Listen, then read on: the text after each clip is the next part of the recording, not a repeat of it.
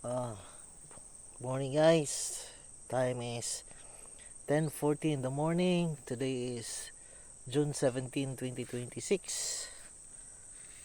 So, mo ni ang additional seedlings nato iapas sa I think unom ka plat, no? So kani siya natanom ni siya mga 4 days ago.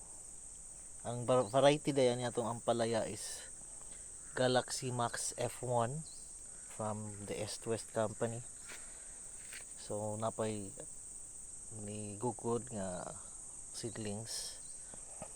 So hopefully matanom nato ni siya in 5 days. Okay na ni siya. Maybe after 3 days pwede nato ni siya abunuhan. Ani mo na yung gamit pang abuno, idip lang.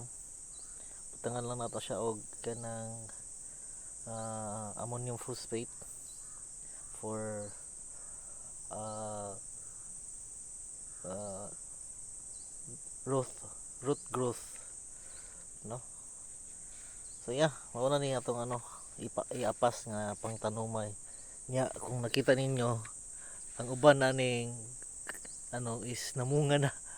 Nagsugod nagpamunga, mga 6 cm na ang mga bunga ni. So hopefully makaapas pa ni nga dili kayo mainitan ang atong seedlings.